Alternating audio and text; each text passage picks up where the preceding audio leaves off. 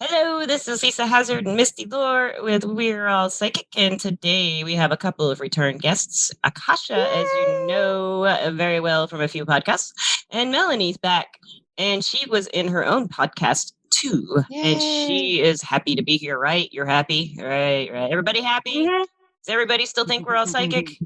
Anything changed? Yes. Yeah. I do too. It's never going to change for me. Because you know it. Done did the research. She did do the research.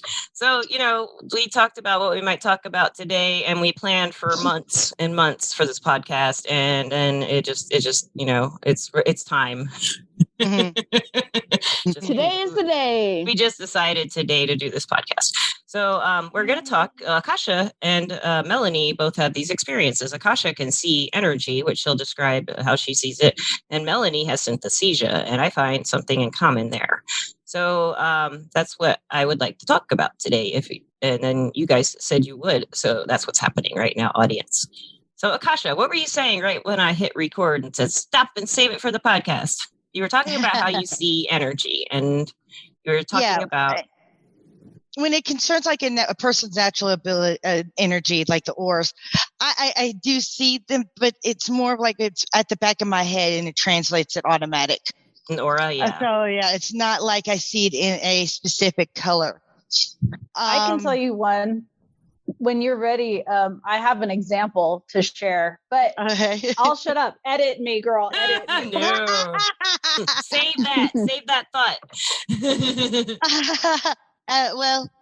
But the main time where I actually see energy as colors, is when people are raising it, whether it be for ritual, for spell work, for, whatever. I mean, whether it's because out of joy or because of a sporting event or whatnot, I can see the colors. Do they move? And Missy had asked, like, what colors and stuff. Like, with the colors, it depends, like, on the events. Like, if it's like happy, it'll be like white or yellows, like the happier yellows. It's usually like the happier, prettier, more pastel colors. But a lot of times, by the time it gets up, because of the happiness, the pure, because it's pure energy, the purity of the happiness, it'll turn white. Okay. The more pure it is, when it rises up for me, the more white it becomes. If it goes to the point where by the time it hits the heavens and stuff, it's pure white, then I know the intent behind the raising is pure, from the heart. Okay, and what does pure mean? From the heart, it doesn't matter what their aim is. It's just sincerity or pure? Pure sincerity. Okay. Now, you got devious intentions, or let's say, it's such a not so nice character there amongst you. I have seen the energy be black. I've seen the energy be dark. And I'm always, dark brown, dark blue, scary colors. Dark blue is terrifying. Yeah. Seeing that in an energy, it'd be kind of... Yeah, in energy, it is scary. And I have seen it where a priest was leading the congregation, and the congregation's energy was white. It was pure. It had light, little, beautiful pastel colors. And before it hit him, it was white. Because that purity of intent. And then he turned around, and it's like the energy changed. When it came out of him, it was dark. Sometimes it was white. Sometimes it was purple if they were like a teacher or a guide. This lifetime I've seen it where it be a purple coming out of them.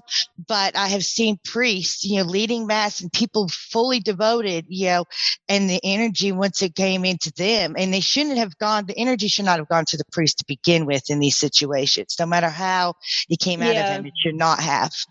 If he knew what he was doing, he would have just guided that up into the heavens and not absorbed it first. Well, what does that mean? Now you've watched it all your life, so have you made conclusions? It was a difference. It was a difference in the attitudes. I feel like a lot of the priests, where they absorbed the energy, they felt like it was they that had the power.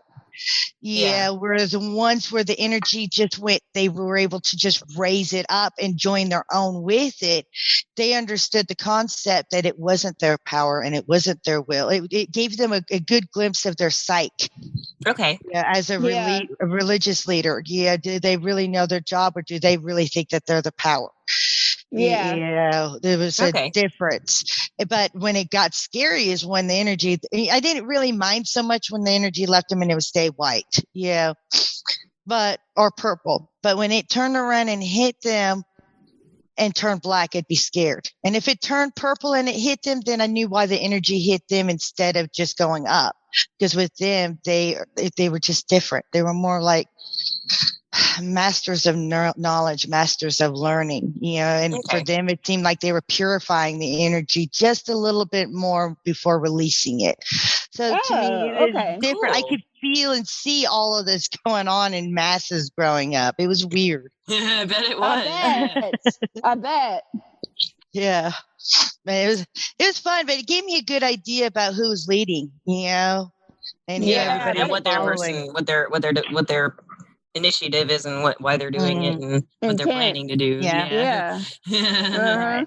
And also if they were for the people or for themselves. You know, the ones that absorbed the energy was more for themselves, unless of course they were like just that powerful, you know, just a teacher or instructor, you know. It was just totally different. You know, it was more like they were doing what they were supposed to do.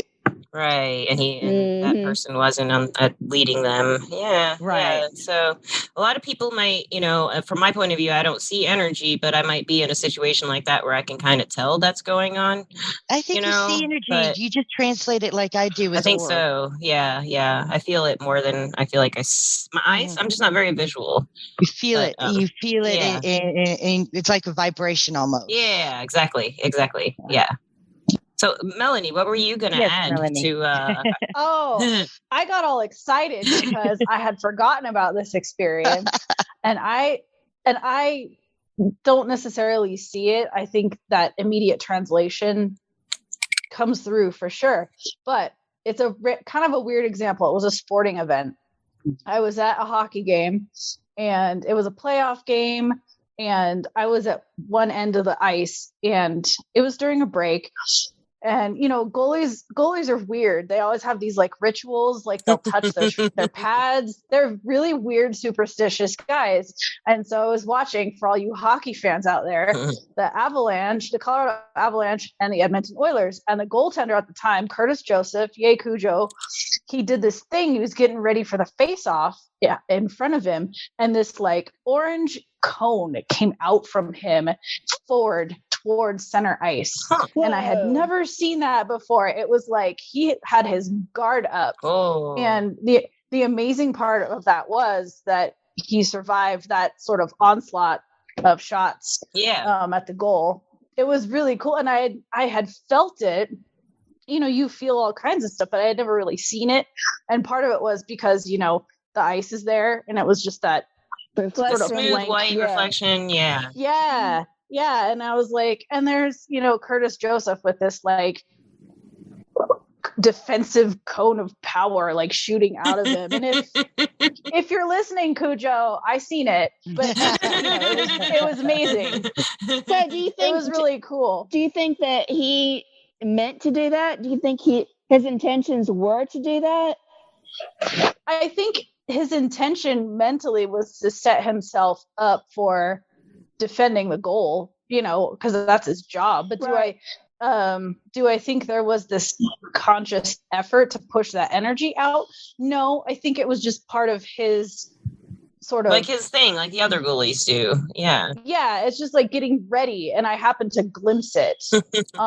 Could be his visualization. You know, it could be that you saw his visualization technique. Yeah, that prepared. That makes sense too. Yeah. It was amazing. The energy. He probably was focusing the energy that was about to be coming his way in the way that he preferred, and you probably were picking up on that. So if he does hear this podcast, he's like, busted.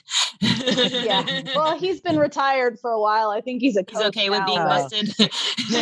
Probably not suiting up. Your coat.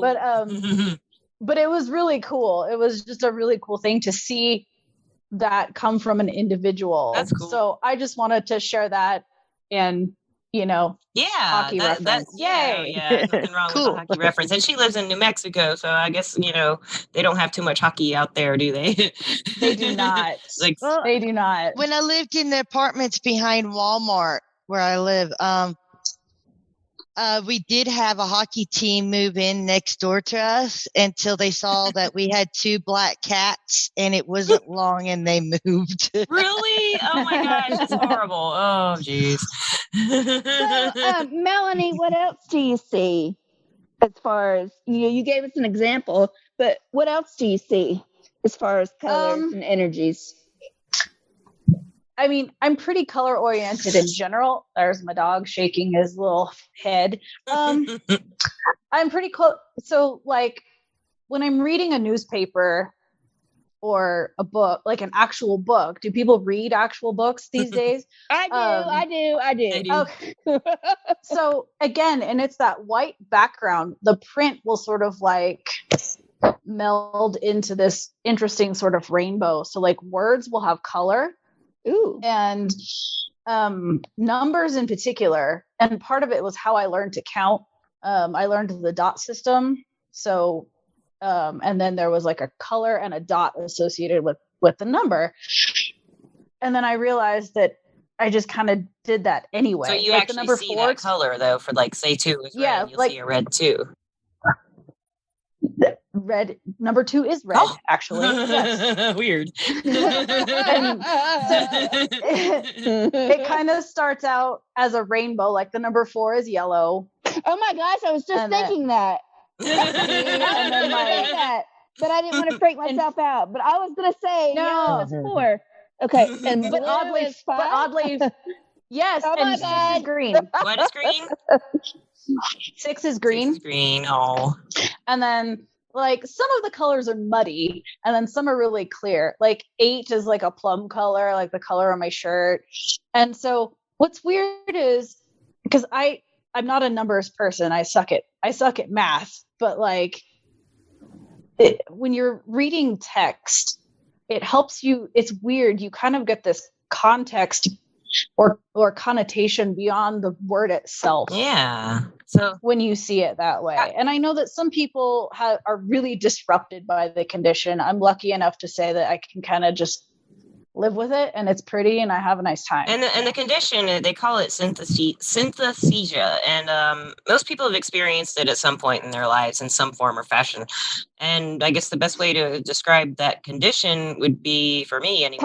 Peyote. Yeah, peyote. Peyote reference, Misty. I knew you. I've had peyote experiences, but here's the thing with that. I count it in line with my vertigo, because if my vertigo is acting up, everything will be like I've consumed peyote. I'm not kidding. I will go until it gets to where it's back to normal range, because it's always flared up. But when it's really, really flared up, everything has color. Every word coming out of a person's mouth, every sound I hear, smells will have color. It's weird how that happens. Right. I always associate the peyote or the acid trip experience to, what I normally go through with my vertigo. I kind of consider the acid trip kind of thing that happens when I was very, very severely schizophrenic symptoms, and I had the synesthesia a lot with that. And as I integrated the psychic side into my mental health practices, I was like, oh, well, this kind of stuff makes sense if I look at it this way. And it wasn't as hard to manage when those things were happening. That was probably about 10 years ago, 15 years ago when I was working on all that. The only time I've had a really hardcore, the first time I had a very hardcore synesthesia experience, I was waitressing at a Red Lobster in Opelika by Auburn in Alabama. And it was Mother's Day. And I don't know if any of you have waited tables on a Mother's Day, but it's, you heard. And my feet were just killing me, and they were killing me. And all of a sudden, I just started tasting green, and I couldn't explain it. I just tasted green. Yes. I didn't know how to explain it to anybody. I was like, they heard so much I taste green. It's like, don't you understand? They're like, does it taste like metal? And I'm like, no, it's green. I don't know how to explain it. Every time I took a step, I would taste green because it was just strange. And that's when I learned about that condition. Yeah. But I think for me, it must just come out in extreme situations like waitressing on Mother's Day. Well, like I said, for me, it's extreme too. I mean, unless energy is being raised. Now, if energy is being raised at all, I see it, and I can see it. It's I know when energy is being raised. I mean, first I'll feel it, and then of course, once I get my eyes up on people, I can see the energy that they're raising. It can be cool, but at the same time, people can't pray around me without me knowing about it. Can't curse you either, girl. Nope. You'll know. So I have to tell you, I had another experience around it, and mine have been really around individuals, because I can't tap into a crowd dynamic too much because it's really overwhelming. And I had a friend who has since passed away, but I looked at her one day and she had no aura, none.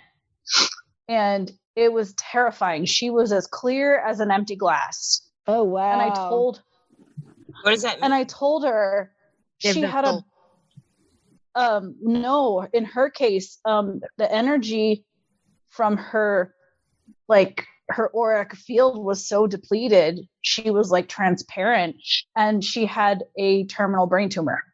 Ooh, so she was probably close to it. Guys, I can't. The only person I came to that had the similar experience with, it was like they were dead. I mean, they were in stage 4 cancer, but they weren't there no more. Their soul was like already moved on. Yeah. It was the weirdest thing, and I am blessed to have her as one of my guides now, actually. Awesome. So I hope she doesn't mind me sharing, but she was on a shamanic path and really took the hard road, and I miss her a lot. But it was like when you see someone with like no like electromagnetic field essentially around their body, it's something is really, really wrong. I'm thinking death, like both of you said, it's coming. Can people hide their energy and make it look like that? Do you guys see it? They can't. No. You cannot hide energy. You can't. No. I've had people like who do Reiki tell me they've given Reiki to people and it looked like things were suppressed, and they later found out they were hiding stuff. But I imagine like that would take some practice. Yeah, it takes some practice. That's different. Everybody has an aura. I mean, the only cases I've ever come across it was, and there was one time that one person did not have cancer, but they had recovered from stage 4 cancer. So, and they always after that complained about feeling empty, and come to find out during that process of healing and getting over it, they had died. And it's like not all of them came back. It was like they didn't want to come back, but they were supposed to come back. So it was like an empty shell, and talking to them, it was like talking to somebody who wasn't there. Did you know them before? Like an automatic echo. It was weird. It was like an echo with them when I talked to them. It was even their voice, and it's like, how can your voice be echoing? How is it? It's like an echo up. It's weird. Just weird. No, I've heard of that before. I've heard of your body, even spirit switching over and taking over. I know y'all have heard of it too. Walk-ins, walk-ins, yeah. You think that was going on? Akasha is a walk-in. No, it is as if there's no spirit, no soul. And if you talk to those that care about them, they'll even say it's like they're not there. It's like it's just a shell. And how long does she live? No spirit. Last I heard, she was going on 5 years like that. Wow. And I really worried. Her family turned around and got to the point where they came to me because of her being being a shell and empty. They were worried about something how easy it would be for her to be possessed or whatnot. Yeah. So I was able to help them, set up natural protection around their house and around her and whatnot. And she had to promise them to never take certain things off, that told them how to make and create, because they would need to make it because it'd be their love and protection needed. Right. And last I heard, she was still alive. That's crazy. 3 years ago. And that was at the 8-year mark, and that was like 3 years better off than what she was before. Still an empty shell, but they didn't feel like different things were just coming and going out of, out of her taking over. It was a weird case. So what do you ladies think about that? Like possibly, well, Akasha, you seem to have been with it all your life, being able to see energy in one way. Another, like I was telling Misty before the podcast, something I've always thought of with synesthesia is reading articles and seeing TV shows of people who like would hear music and see like the letter A floating by in purple or something. And when they hear certain notes, they would see letters and numbers come out of the like instruments. I've heard of people like that. Yeah, I've read about that. And that's always fascinated me. I thought that was really cool. And then like Melanie, I've never actually met someone who has that like you do, like the colors and the letters and numbers, and I've read a lot about that too. And it's maybe I had read that 2 is red somewhere. I don't know, but I don't know if it is for everybody. It'd be interesting to find out. Yeah. And so I feel like that sensation of our senses crossing and being interpreted by another sense, I feel like that's a psychic experience. And I feel like everybody has had that happen at some point or another. For example, I mean, one weird example might be like my feet at the restaurant. Well, what was that? And pain, tasting pain. Like green. Yeah, and also like a lot of people in pain do have like sensory weird things happen with their senses a lot. Kind of like another part taking it on. A sound. Mm-hmm. Sound for me. You hear it here when you have pain. Mm-hmm. What does it sound like when it gets really, really bad? It depends on the pain. Now, lately, it's been like if my feet. I don't know. It's like notes, but it's the same note every step. It's annoying. Is it a piano note or a guitar note? A piano note. It's like a piano. Weird. Yeah. I'll go with the piano note. I'll have to figure out what note it is. I would have to, but it can be very, very annoying. Or like if I have a migraine, I automatically will.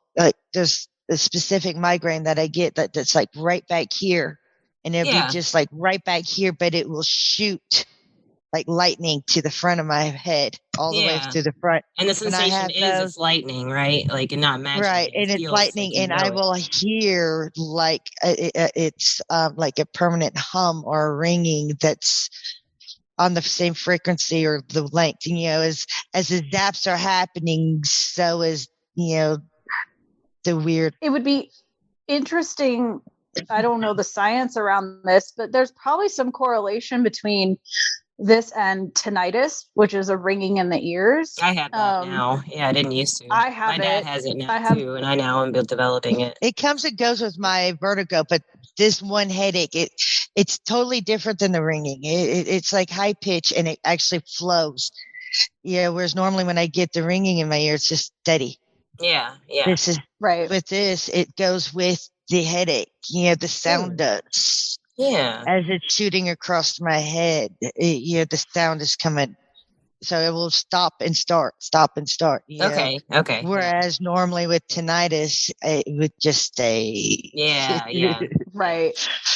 It would be interesting to see like the difference between it and tinnitus. Well, and the other thing too is like this is basically our brains interpreting all of these stimuli. Right. And if you think about how our eyes work and the optic nerve, what we see is interpreted by our brain. So all of these sort of strange experiences are our little meat suits trying to process some stuff that's a little outside of the spectrum, like trying to see ultraviolet light. Right. We can't see ultraviolet light, but we know it's there. Right. So right. On a side note, there cats they can see ultraviolet light, and they can see the litter box, and they can see the urine glowing. Gross. I saw that on a Netflix documentary. I don't know if they really know. They can. Yeah. So I thought about that. I was like, those poor cats. So they look at that box and they're seeing the pee. They thought they just smelled it because they have strong sense of smell, but they can actually see it glowing. Someone else's pee. I wonder if it's like different hues, if it's somebody else's, because that's why they mark their territory. Is what this documentary said. They spray, so because their urine apparently looks a certain way. It's not the smell necessarily. It's that ultraviolet glow. Yeah, that's why they're marking like posts and stuff, so the cats will see it from far away.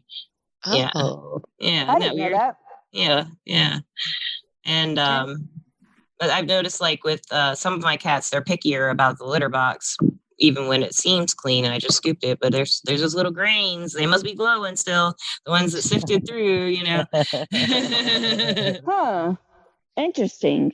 But our senses Wow. are just, you know, we say we have five. Now I have a theory that we have a sixth sense, and it's that little hole, like in the roof of your mouth. I think I've told you about that, Akasha.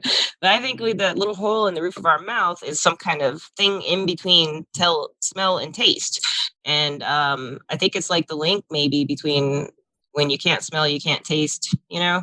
I mean, it's hard to explain. Olfactory nerve. It's like cats have it too. Speaking of cats, I have a nerve right under there, and you know, you see a cat go up to something and they open their mouth and they go, they like Frankenstein for a minute, and he's like, they're like, and they look like they're really getting something from that, but they're not smelling it. They're just like getting the information into that little spot on the roof of their mouth. And I don't know what they do with it. They get information somehow. I don't know how they experience it, but I've noticed, like, since I've been thinking about that little spot in the roof of our mouth probably for about a good 10 years now, and like what it does and what it might be for. And I've noticed if I brush my teeth and brush that spot, it makes me really uncomfortable. Not because I'm not brushing it really hard, just try to see if I can clean it out or something. It's like it doesn't like that. It doesn't want to be messed with, you know. It's like it doesn't feel good. Yeah, and I've tried drinking stuff while plugging it with my tongue, which is very difficult, and I won't taste it or smell it. So I don't know. It's kind of a neat thing. Yeah, I think we have a lot more senses instead of, like, you know, sensors, not senses, but sensors. Yeah. Because in the brain, like in the brain, we have all these areas that they know where they say, like, you know, in evolution, while we evolved, we lost the sensors for these parts of the brain, but they're still there. But I think they're active. I mean, I feel that, like, some of the things all the four of us do, like, that's part of how we do it. Those parts, there's sensors, like our hair on our arms, you know, it's, you know, it stands up, it sits down, and you can feel, like, if you work with spirits, you feel them kind of against the hairs on your skin, you know. And you can look at dogs and cats, and they have those whiskers, and it's like, those whiskers, what the heck are those? What are they doing? What they feel things with them. The cat, you stroke them, and they woo, you touch those little hairs, you know.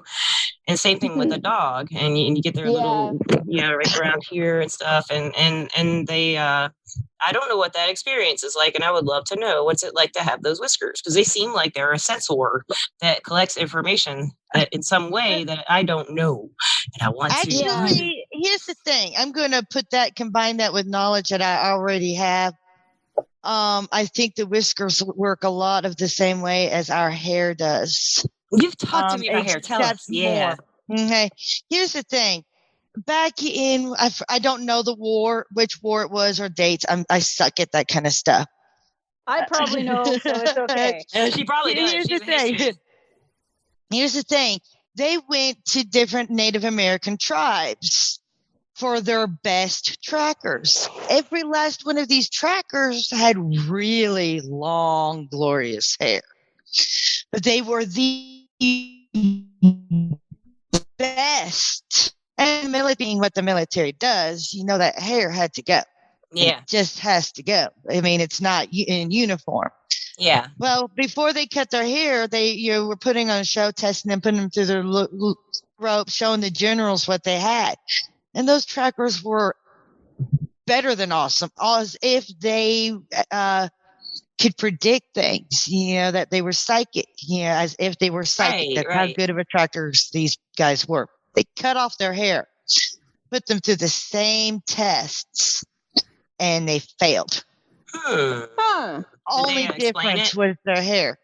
Well, actually, it was confidence and stuff like that, or no, it had nothing to do with that. I was wondering what they said. I didn't know. Yeah, I mean, the article was actually on. You know, it was about something that our hair does for us that we've lost this information. This picks up signals all the time. Okay, 24/7. The longer it is, the more effective it is at picking up those signals that you normally would not receive from your ears or your skin or, you know, eyes or whatnot. because it's this constant. This is constantly, and as the length of this hair is the length of the knowledge. So the longer the hair, the longer the knowledge. So the hair. Does it store the knowledge, or does it? Yes. Okay. It's not just that it stores the knowledge. It gets so used to picking up certain vibrations that it can translate it to you. I mean, you get better. Okay. The translation between the vibration you're receiving can be better translated and transmitted because it's been years and years of practicing on collecting that same. So is Crystal Gale like the smartest woman on earth? Then? No, not necessarily. No, it's Rapunzel. Does anyone know who Crystal Gale is? Oh my gosh, I yes. aspire to her as like Crystal Gale and Princess Leia. I'm there. I'm there. I love Crystal Gale. Yeah. But here's the thing, this is the thing about it is this article even went with those who had psychic abilities, and card readings and stuff like that. Some of the ones that had really, really long hair, they asked if they'd be willing to cut it. They'd pay for the style and the coloring, whatnot. And there was a big difference in their gifts. I'm not saying they weren't able to bring it back, but there was a lot of rustiness, and the only difference was the hair. Everything else was the same. And they didn't even tell these people that they were doing this for this purpose. Oh. Yeah, they just made it seem like it was like a modeling show, a makeover show or something like that. So the purpose behind trying to they weren't psyching themselves out or anything. No, because nobody knew that this was the true purpose, that it was a test. It wasn't a glamour thing. Right. And the people weren't able to talk to one another, so they didn't know that they were all had come from psychic backgrounds. Oh, okay. That's pretty cool. What did they decide from that? Were the scientists or the hair is definitely a big indicator as far as being able to tap into the extrasensory perceptions other than, our typical senses. So if people lose their hair, does that mean they might have to maybe they would get more sensitive in other senses if they've lost? You can pick it up. I mean, you can, but it would take time. I mean, just like this takes time to get perfect signal. So with that, with time, you can adjust. I mean, you have people who have short hair and really good with their psychic gift and ability, but like I said, honed it over time. Yeah. Yeah, this is the quickest and easiest to tap into your own abilities. But I mean, I appreciate knowing that. Solomon, what was it? Solomon Gomorrah? Not Solomon Gomorrah. No, Samson and Delilah. Samson and Delilah. That's what it was. There's a lot of story and truth behind that. The hair was more than just what they thought. I mean, just like Chuck Norris's beard. Yeah, what's up with facial hair? Do they have whiskers? Are those whiskers? Are they picking up stuff? Think about when they really grow a beard, okay? It's when they're starting losing their hair up here. Yeah. So in the olden days, guys used to have long hair too, and they were gifted. And a lot of all the trackers were males that they had cut the hair off. Yeah. So males have gifts. They're psychic too, just like females. And in the olden days, men had long hair, and when they started to go bald, they'd start growing it. Maybe it's not so much the insecurity of the baldness, but that need for the sensitivity too. I think it's the need for the sensitivity is more of it. Think about that. Mm-hmm. Yeah. They lose something. I mean, they're losing their head. They're losing a sense that they're used to. Yeah.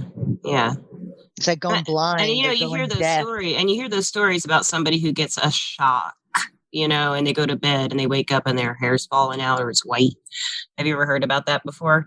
Like someone who's had a very bad shock, someone dies, someone close to them, or just a trauma, a child, something.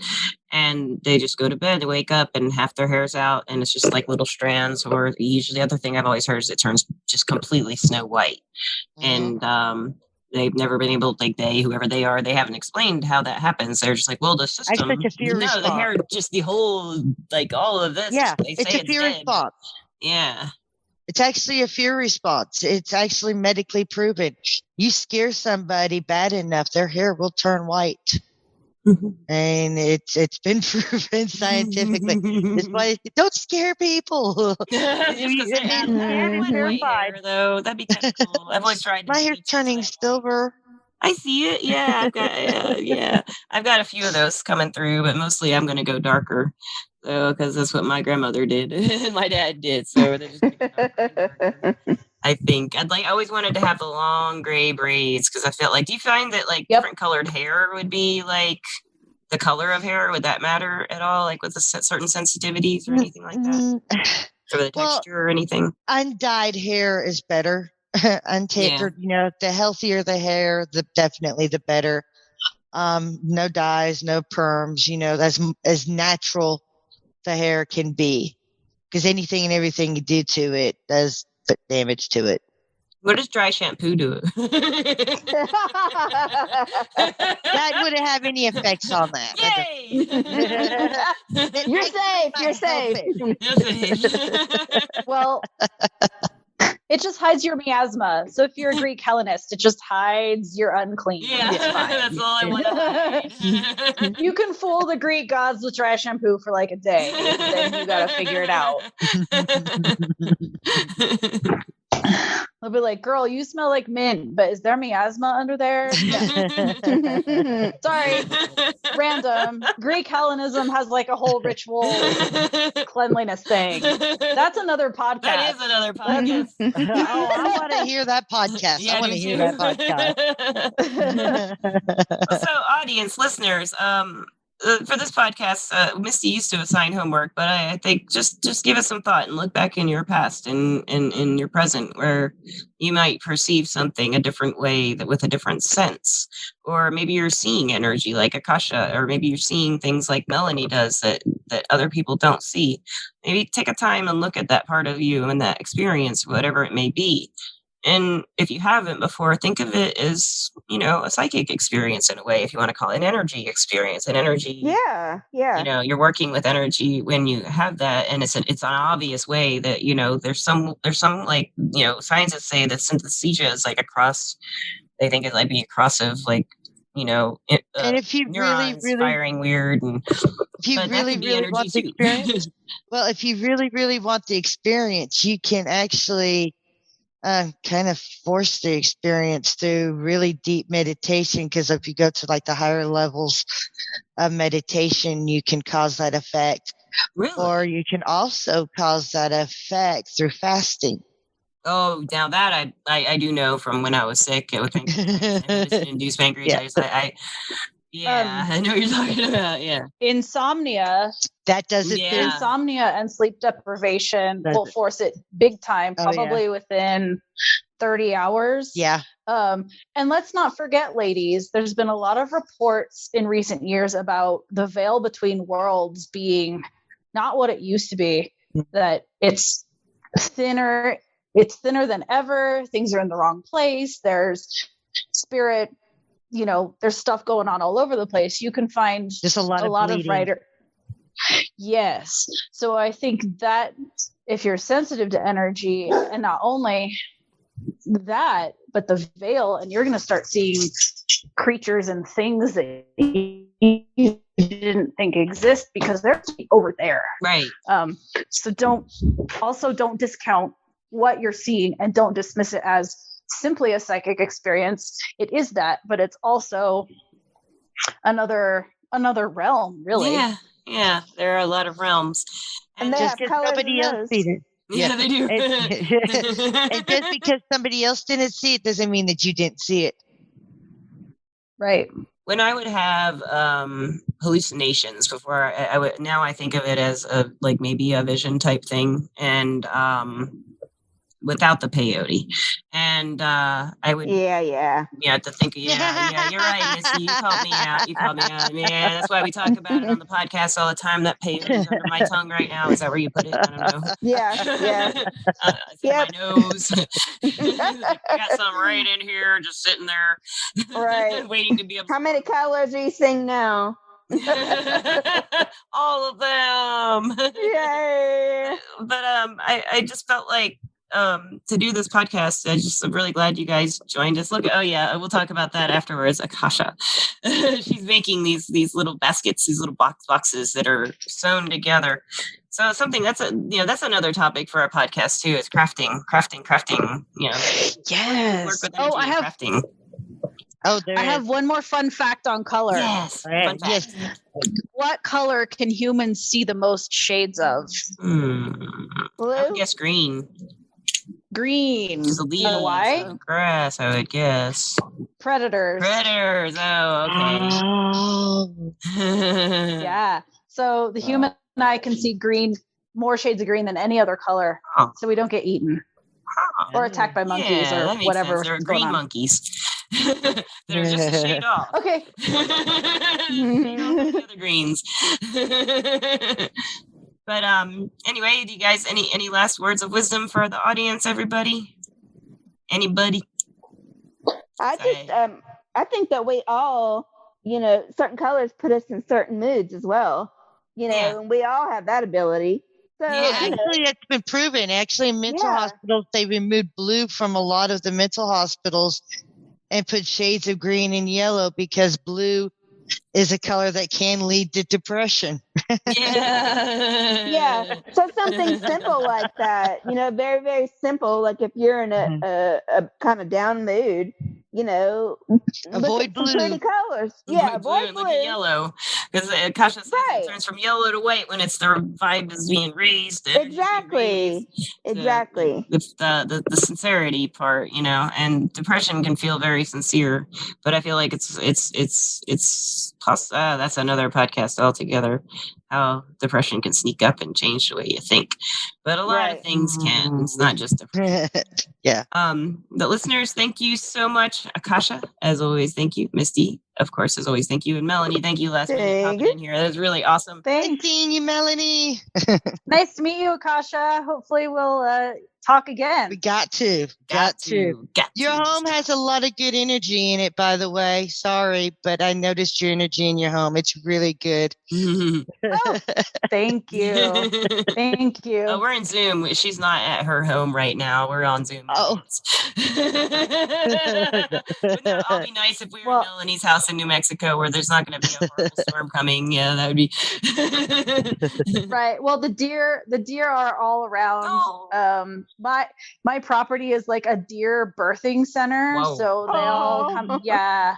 Awesome. So they all do their business and spring comes around and then they all come have their babies on my property. Yes. Awesome. Oh my God. Yeah, that's what the good energy. That is. Yeah. Watch those yellow and white. And There's a lot of yellow and white in her home. A lot. Yeah. Just the energy is very, very awesome. pretty. Yes. Listeners, once again, we're all psychic. And if you would like to be a guest, you can write me at lisa@weareallpsychic.com. And thank you very much, as always. Over and out. Bye. Bye. Bye. And lastly, I'd like to thank our sponsor, Everclear, where you can find the guidance you need to create the life you deserve. Thank you.